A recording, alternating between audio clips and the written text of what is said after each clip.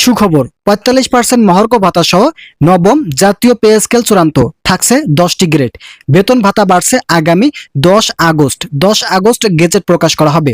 তো ইতিমধ্যে এই বিষয়ে একটি প্রতিবেদন প্রকাশিত হয়েছে। আজকের এই ভিডিওটিতে আমি এই প্রতিবেদনের সকল বিষয় নিয়ে বিস্তারিত আলোচনা করতেছি। ভিডিওটি শুরু করার পূর্বে এখনো যারা আমাদের এই নতুন চ্যানেলের সদস্য রয়েছেন তারা দয়া করে চ্যানেলটি সাবস্ক্রাইব করে পাশে থাকা বেল আইকনটি অল করে দিন। সরকারি চাকরিজীবীদের জন্য অপেক্ষার অবসান ঘটাতে যাচ্ছে সরকার।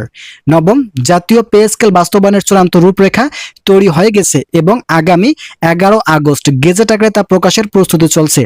নতুন পে স্কেলে শুধু বেতন বাড়ানোই নয়, বরং কর্মচারীদের জীবনমান উন্নয়ন ও সম্মানজনক জীবনের নিশ্চয়তা একাধিক গুরুত্বপূর্ণ ভাতা ও সুবিধা সংযুক্ত করা হয়েছে।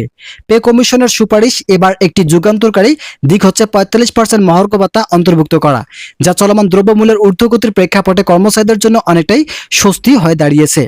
এবারের নবম জাতীয় বেতন কাঠামোতে সর্বোচ্চ 10টি গ্রেড নির্ধারণ করা হয়েছে। 2015 সালে অষ্টম বেতন স্কেলে যেখানে প্রথম গ্রেডে বেসিক ছিল ৭৮,০০০ টাকা, নবম গ্রেডে সেটি বাড়িয়ে ১ লক্ষ টাকা করা হচ্ছে। সর্বনিম্ন গ্রেডে বেসিক বেতন ধরা হয়েছে ৩০,০০০ টাকা, যা আগের তুলনায় প্রায় দ্বিগুণ। এই কাঠামো দ্বিতীয় থেকে অষ্টম গ্রেড পর্যন্ত বেতন এককভাবে বাড়ছে ৮,০০০ টাকা থেকে ১৫,০০০ টাকা পর্যন্ত। গ্রেড ভিত্তিক এই পরিবর্তন কেবল সংখ্যায় বাড়ানো নয়, বরং এটি কর্মীদের মানসিক প্রেরণা যোগাবে বলে মনে করছেন অর্থনীতিবিদ এবং সংশ্লিষ্টরা। ভিডিওটির এই মুহূর্ত পর্যন্ত এসেও যারা এখন আমাদের এই চ্যানেলের নতুন সদস্য আছেন তারা সাবস্ক্রাইব করে পাশে থাকা বেল আইকনটি অল করে দিন, যাতে আমাদের এই চ্যানেল থেকে মহার্ঘ ভাতার গুরুত্বপূর্ণ আপডেট সবসময় সবার আগে পেতে পারেন। নতুন প্রস্তাবনায় বাড়ি ভাড়া নির্ধারণ করা হয়েছে বেসিক বেতনের 60% হিসাবে, অর্থাৎ একজন কর্মচারী যদি বেসিক বেতন ৩০,০০০ টাকা পায় তাহলে তিনি ১৮,০০০ টাকা বাড়ি ভাড়া পাবেন। চিকিৎসা ভাতা ৫,০০০ টাকা নির্ধারণের মাধ্যমে চিকিৎসা ব্যয়ের চাপে থাকা পরিবারগুলোর জন্য অনেকটাই স্বস্তি আসবে। শিক্ষা সহায়ক ভাতা ৩,০০০ টাকা নির্ধারণ করা হয়েছে, যা কর্মচারীদের সন্তানের লেখাপড়া ব্যয় বহনের সহায়ক হবে। অফিসগামীদের দৈনন্দিন অতিরিক্ত ব্যয়ের কথা মাথায় রেখে টিফিন ভাতা নির্ধারণ করা হয়েছে ৩,০০০ টাকা এবং ধোলাই ভাতা ৫,০০০ টাকা। যাতায়াত ভাতা সকল কর্মচারীদের জন্য বাধ্যতামূলক করা হয়েছে।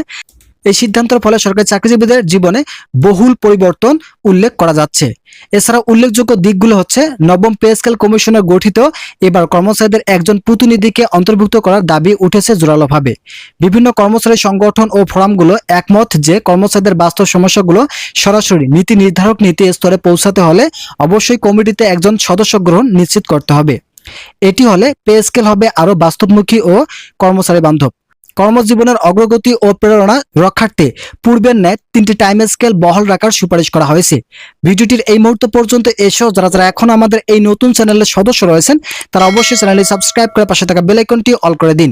অর্থাৎ নির্ধারিত সময় এবং সন্তোষজনক পারফরমেন্সের ভিত্তিতে কোনো কর্মচারী যদি পদোন্নতি না পায় তাহলে নির্ধারিত টাইম স্কেল অনুযায়ী স্বয়ংক্রিয়ভাবে তার বেতন বৃদ্ধি পাবে।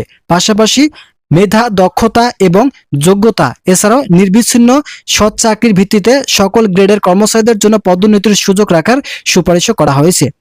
চাকরি শুধু টিকে থাকার মাধ্যম নয়, বরং সম্মানজনক জীবনের পথ, এই নীতিকে সামনে রেখে এবার পে স্কেল প্রণয়ন করা হয়েছে বলে মনে করছেন সংশ্লিষ্টরা।